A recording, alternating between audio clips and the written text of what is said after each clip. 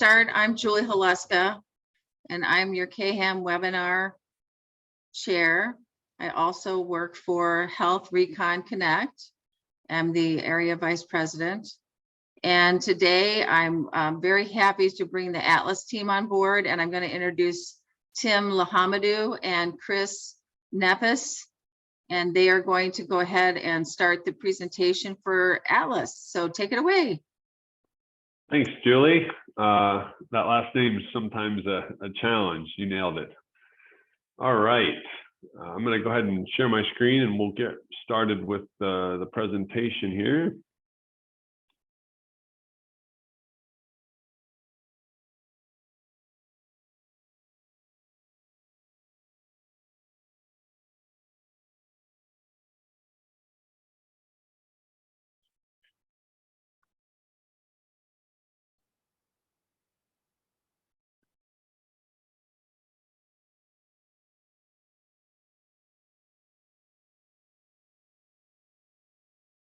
All right, so you guys should be seeing our presentation here today, patient assistance, a $30 billion access opportunity.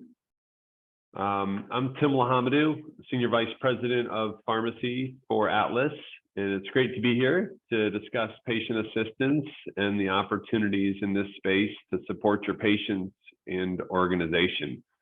We are going to have an opportunity for some Q&A. So if you have questions as we move forward, I'd encourage you to put them in the chat. Chris, my colleague from Atlas, is going to be monitoring the chat, and we'll plan to address those at the end of the presentation. So we'll have a nice segment for some Q&A. We can have some dialogue if there's some questions that come up throughout the presentation. Again, please just put those in the chat bar on the right side of the screen, and we'll get to those at the end. And with that, let's go ahead and get started. A little bit about Atlas. We partner with hospitals and health systems to advance health equity and optimize the $30 billion in annual philanthropic aid.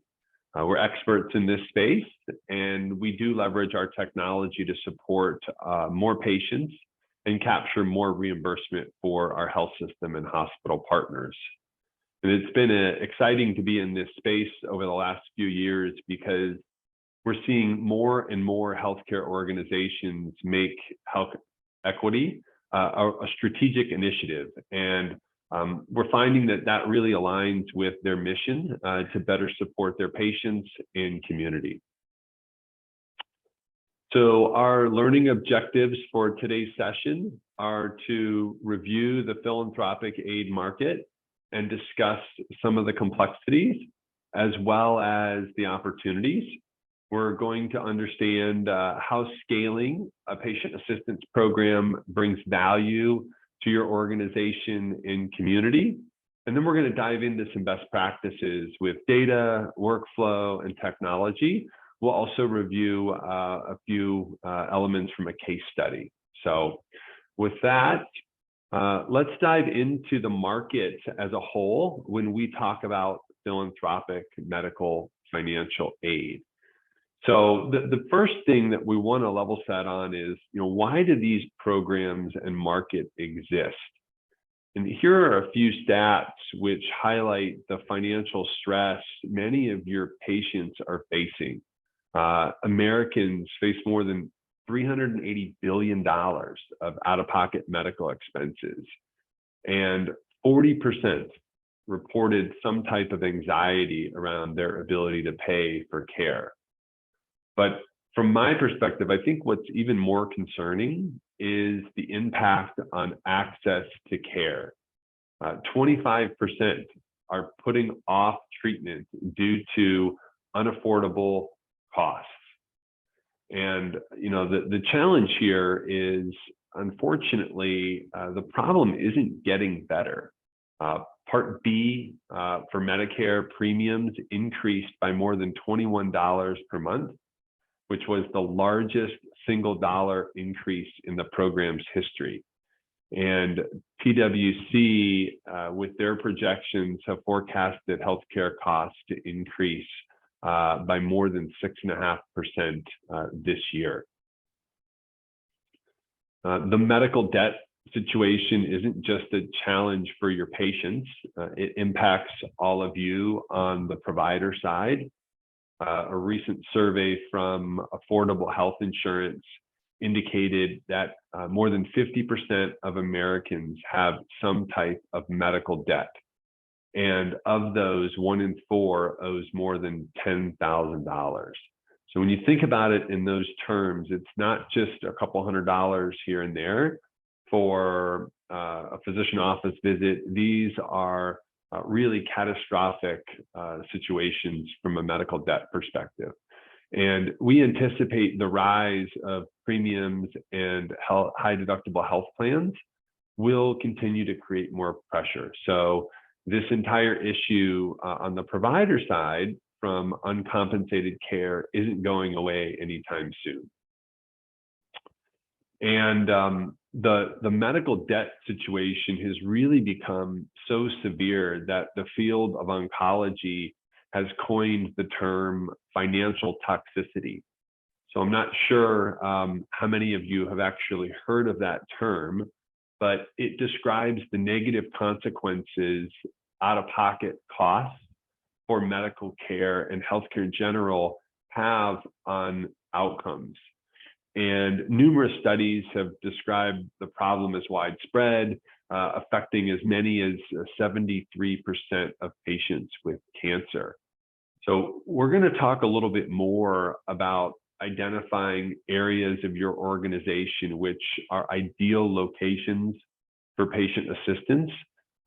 Given the high cost therapies utilized, oncology is typically one of the better opportunities that you can start with.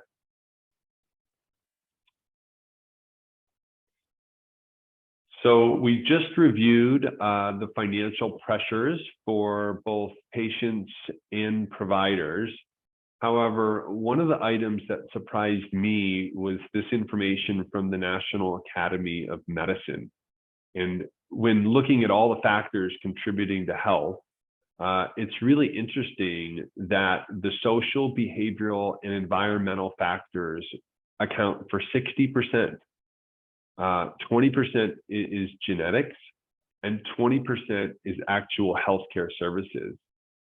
So, you know, as a past provider, a pharmacist by training, and that was really surprising to me that the actual healthcare services that we render across the country are really only responsible for a fraction of the overall health of our patients and our community.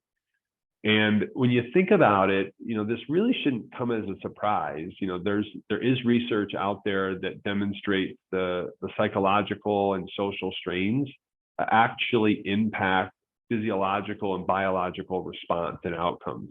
And that's very much in line with what we saw from the field of oncology when they coined that financial toxicity term, that these economic and financial stresses were impacting clinical outcomes. And, you know, when you step back and think about this, we mentioned earlier that we're seeing more healthcare providers lean into the health equity and addressing social determinants of health. And the data here supports that strategy as really the best way to improve the health in the community you serve. And when I look around at the mission statements of many of the hospitals and health systems in the country, that really targets on what they're looking to do as an organization from a mission perspective. So now that we understand the social determinants of health do impact health outcomes, this was another really surprising item. You know, a recent survey of America's physicians that was conducted by the Physician Foundation found that 80% believe the country cannot improve health outcomes or reduce healthcare costs without addressing social determinants of health. And what's interesting is, although the overwhelming majority feel like this is the key to improving outcomes, more than 60% indicated they don't have the time or ability to do so. So, you know, the fact that even your medical staff and physicians around the country feel strongly that this is the right direction, but don't maybe have the time or the tools to act on that, is very telling of where we are. Sometimes I feel like the Grim Reaper in going through some of the current state and why there's a philanthropic medical aid market. But despite some of these financial and social obstacles, there is good news. There are actually more than 20,000 programs which provide $30 billion annually. So you might be sitting there asking yourself, well, if there's $30 billion and there's thousands of programs, I wonder how much our organization is helping secure for our patients, and are we maximizing the opportunity available? So with that, let's dive into maybe some of the reasons why you might not be maximizing the opportunity and supporting as many patients as possible.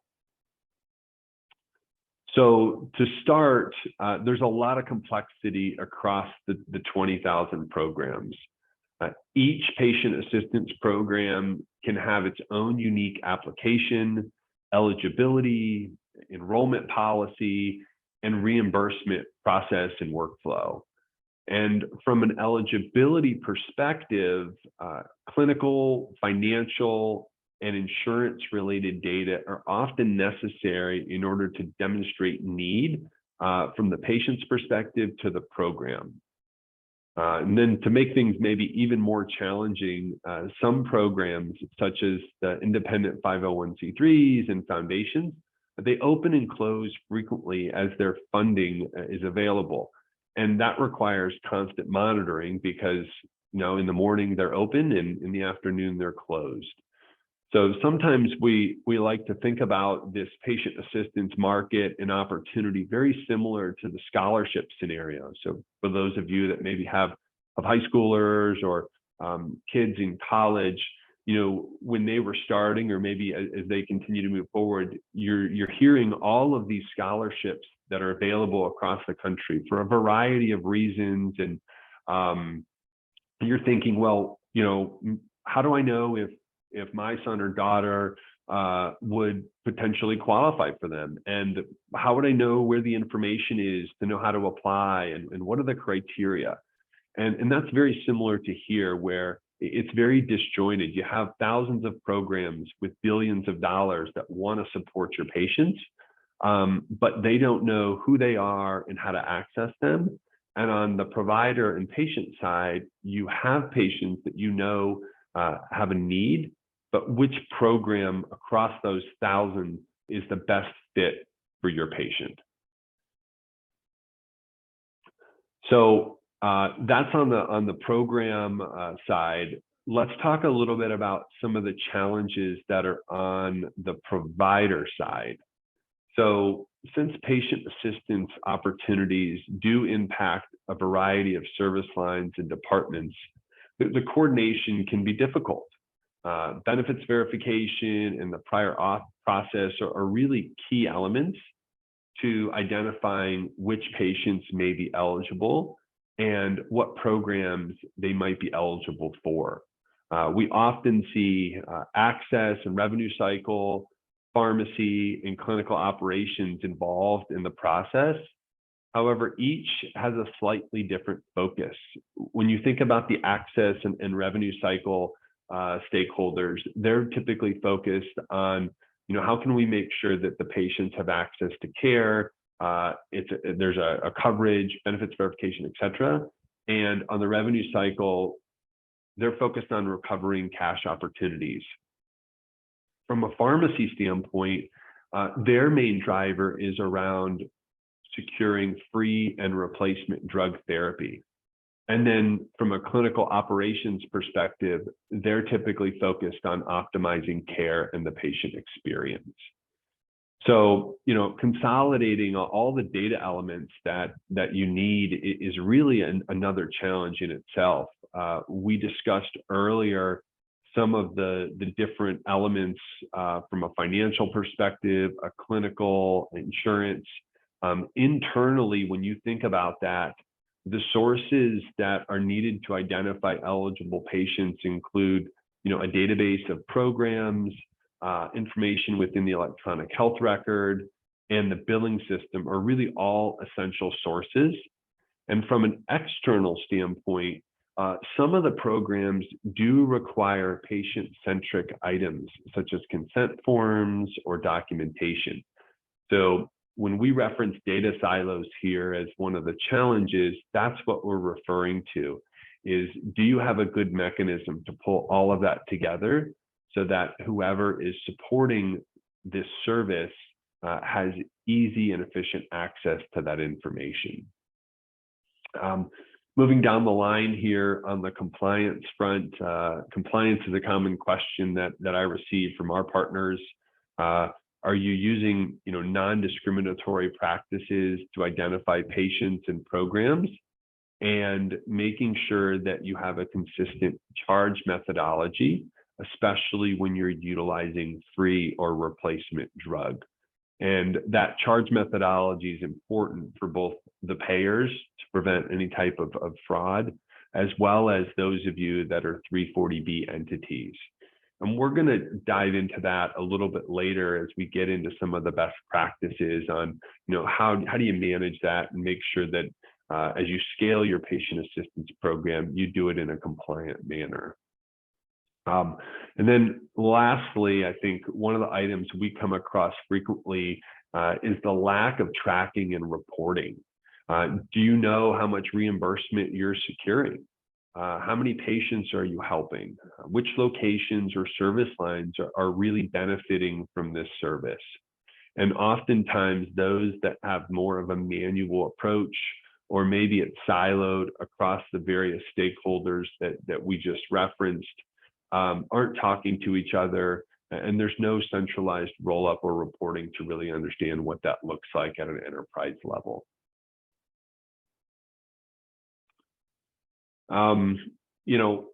There's a lot of moving parts. We talked about some of the complexity, but I always like to bring this back to, there's always a patient who needs support, and it's at the end of all of these challenges and obstacles. And here's an example of a patient who was suffering from an oral tumor, and they had difficulty eating and speaking. Their treatment algorithm was actually prescribed Keytruda. And based on their financial situation, the patient could not afford the copay for their treatment. And oftentimes when we talk about patient assistance, I think the first type of patient that comes to mind is self-pay patients. And here's a great example. This patient had commercial insurance, and yet based on their plan design, still had such a large responsibility from an out-of-pocket perspective. They were put in a really difficult situation. Do they go, thousands of dollars into debt? Do they abandon treatment? It creates a really difficult situation. So we're going to come back and revisit this a little bit later and see, how this turned out. But I think that's always a good reminder from a provider perspective. All right, so now that you guys are aware of the need and the opportunity to scale your patient assistance programs, let's talk about some best practices. Should you go back and say, hey, we really need to make this a strategic priority? What are some things that you might want to think about as you move forward with that initiative? And I'm just going to take a minute here. If you do have questions, would really encourage you to put those into the chat. Chris is consolidating those questions, and we'll get to those in a Q&A session here after we finish the presentation. So from a starting perspective, similar to any improvement initiative, developing a solid understanding of the current state is important. Is there a service today? If so, what exactly is the scope of services? Maybe what type of patient assistance programs are you accessing? Is the work being done internally or externally via vendor partnership? And what does overall performance look like from a reporting standpoint? How much are you doing today? How many patients? What geographic locations and clinics and practices or hospitals are you serving? And if you don't have a program today, or maybe you're looking to expand your existing program, prioritizing locations such as infusion centers and oncology service lines are really good places to start because they utilize high-cost drug therapy that often has strong patient assistance support programs. So, good starting point.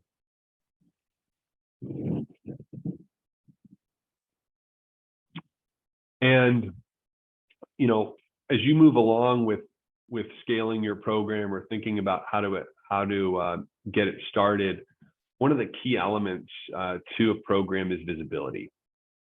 How do you efficiently and effectively identify the patients who are in need? Which programs can help?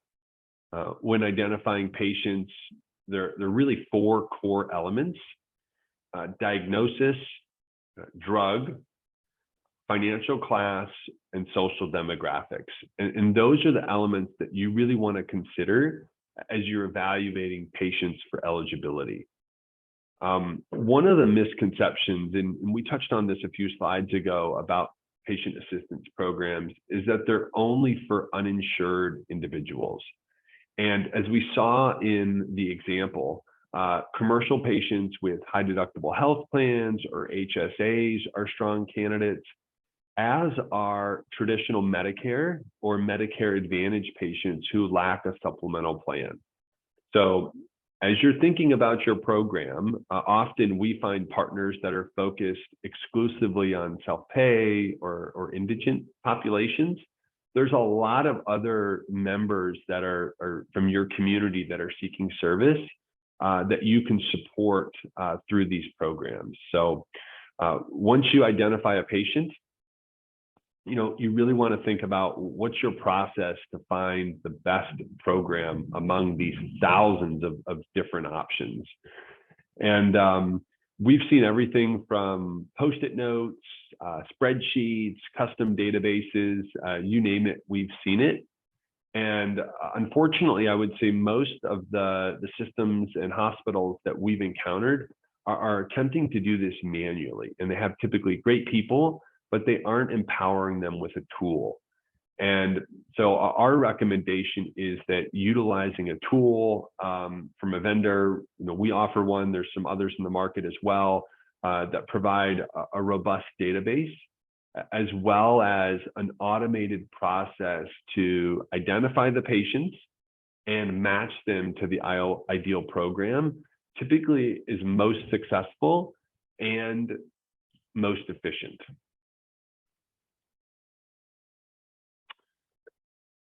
And then, you know, as you continue to develop the service and execute, once you've identified the patient in the program, the next step is enrollment.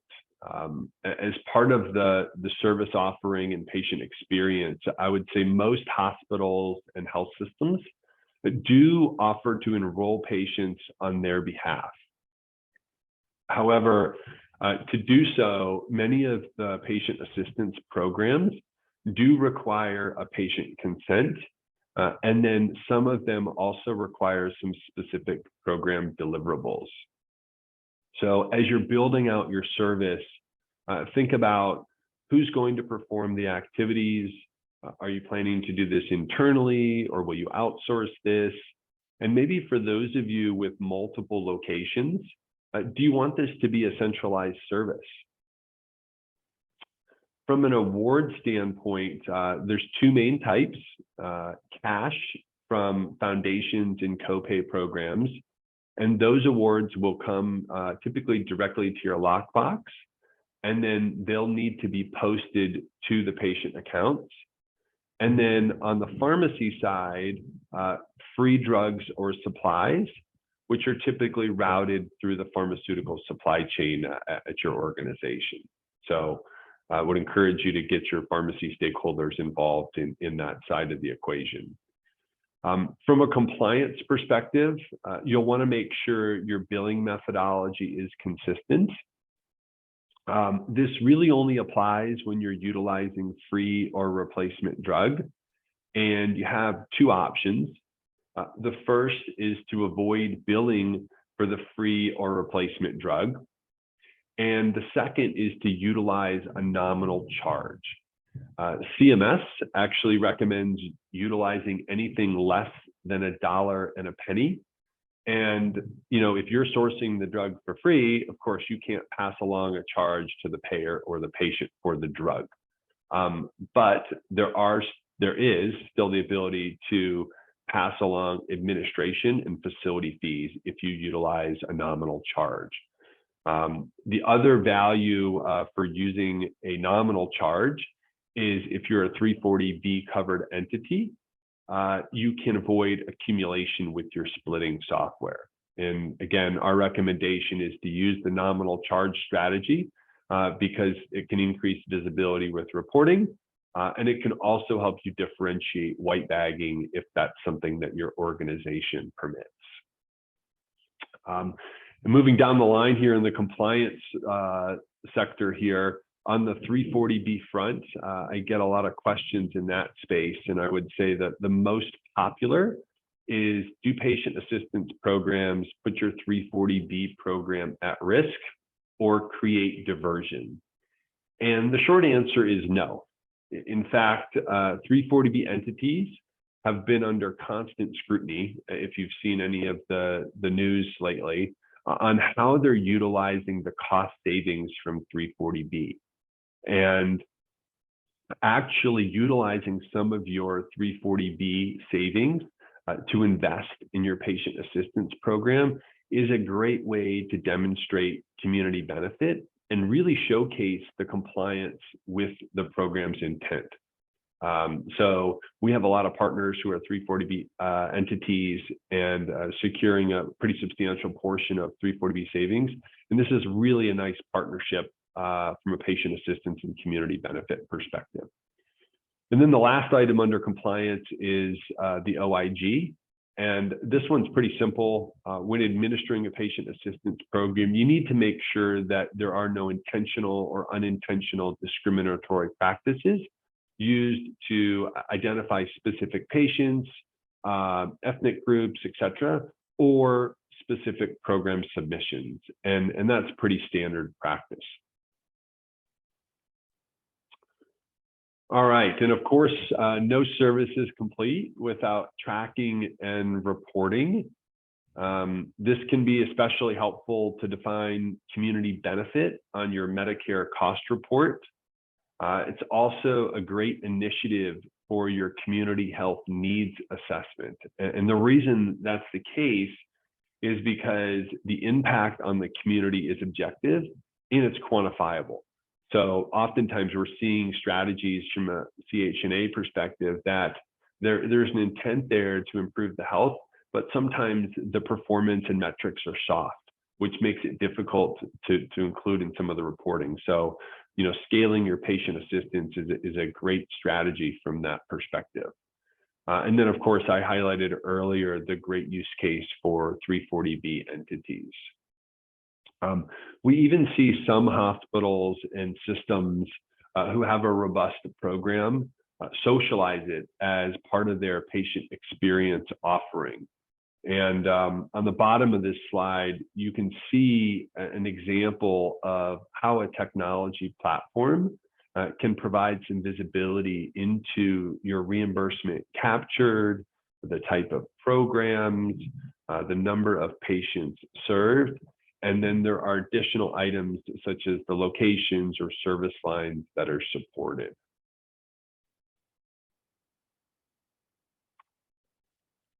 And, I think the one piece, as we've spent a good portion of time on the financial aid sector, that same approach and concept can be applied to social support programs. So, it's great if you can cover a patient's out-of-pocket responsibility, but if they can't get to the appointment or don't have food or lodging, then, are you really improving their overall health? And, the short answer to that is probably not. So in our experience, stakeholders within care coordination find these programs especially helpful, as well as those of you at large research institutions. We find that the researchers can utilize some of these programs to expand diversity for participants in their research trials. So because many of the research trials fund the costs associated with the enrollment directly, but transportation to the trial, or if they need to stay overnight, for an early morning trial or something of that nature, those are typically not covered. A great way to tap into that from a research perspective. And before we close with a case study here, I want to come back to this patient story. If you remember, this patient had a situation in which their treatment for an oral tumor was so expensive, it was going to create medical debt that would likely result in bankruptcy, or they could pass on the treatment. And fortunately, this patient was connected with a patient assistance program who provided the drug for the duration of their treatment, which was actually 5 months. And the total value from a drug perspective at acquisition cost for the hospital was more than $50,000. So you can imagine when the patient was informed about the program, how incredibly emotional and grateful he was.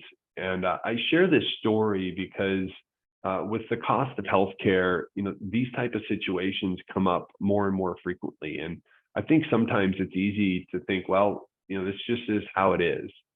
And I just want everyone to remember, there are options available to support your patients, and optimizing your patient assistance program is really a great strategy. So with that said, let's look at a case study here. This is from Covenant Health, who made scaling their patient assistance program a strategic initiative. A little background: Covenant is a not-for-profit healthcare delivery system in the Northeast, and they have facilities from Bangor, Maine to Scranton, Pennsylvania. And from a size perspective, they have more than 600 beds and about 700 million in annual net patient revenue. And in 2020, they set out to optimize their patient assistance program and partnered with Atlas Health.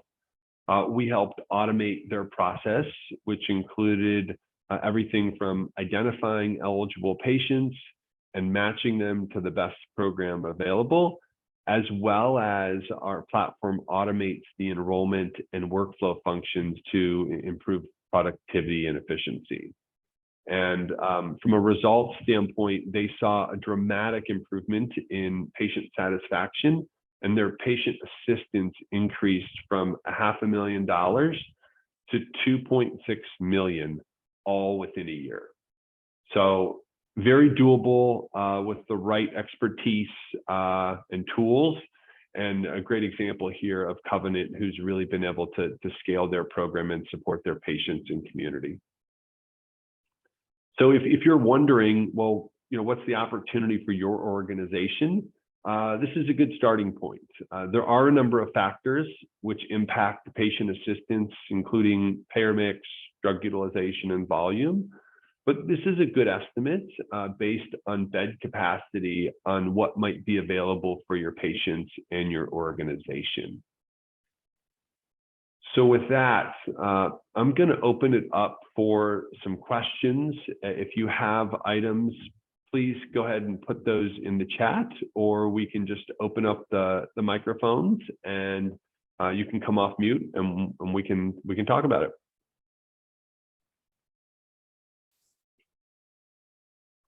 Sounds great, Tim. Thank you so much. Does anyone have any questions or comments they would like to ask Tim? I don't see any. Tim, one question that comes up quite often is the impact of denials and denials management. Can you comment a little bit about how, patient assistance programs help in that area? Yeah, good question. That's certainly a hot topic, especially in the revenue cycle space. We're seeing more and more payers, I think, put some of the challenges in place, whether it's site of care restrictions, medical necessity, off-label utilization, and in the end, that results in whether the patients already have the service and the organization is now stuck with the bill, and how do we mitigate that? And so fortunately, patient assistance is an avenue for you to pursue if you've been unsuccessful with the appeals process, or you've made a decision saying, you know, okay, there's a great source of funding or replacement drug for this scenario. It's probably just a better utilization from a time perspective and resources to go that route versus fighting 2, 3 appeals down the line. So we do partner closely with denials and off teams. And when those scenarios come up, we're happy to take a look at the patient assistance market and see if there's anything available. Great. One other question that comes up a lot is around the different service lines. Now, you mentioned infusion centers are kind of a good place to start. Are there other service lines that make sense for patient assistance programs, or where there's a lot of value? Yeah, I would say anywhere that you see a really high portion of Part B spend. So that outpatient space could be a hospital outpatient department that's utilizing really high cost therapies, either injections or infusions. We can see that in neurology, cardiology, dermatology. A lot of those subspecialties are prime candidates for patient assistance opportunities. Great. Well, if there are any other questions, Tim's happy to answer them. I'm just checking out the chat. So one question, Tim. So going back to the denials comment, how far back can you actually go with one of these assistance programs to either get a free drug or a copay? And if you chose to go that route, is it something that has to be within the last month, 30 days? What have you seen? Yeah, good question. So each program is different. Some programs will actually go back 365 days. And so as we partner with folks, one of the things that we do as part of our implementation process is we'll take a look back at 365 days of historical claims and see if there's any opportunity to retroactively apply a patient assistance program for a patient or a claim that might be a good fit. Thank you. You're welcome. If anybody doesn't have any more questions, I think if you want to reach out to the folks at Atlas, just let me know, or reach out to them yourselves. I don't know if you have your contact information on there at all, Tim. I think, Chris, do you want to put that in the chat? We're happy to, that or we also have a website that you can contact us through, is another great way to learn a little bit more about some of the offerings. And we've got some great case studies there as well, if you want to take a look at some additional opportunities. All right, excellent. There you go, everyone. Well, I appreciate everyone's time today. I know everyone's time is valuable, so I'm going to give you back about 20 minutes in your day. And I appreciate the folks from Atlas coming on and letting us learn about what you do today. And thank you from KHAM. We appreciate it so much. Thanks. Thank you. Thank you.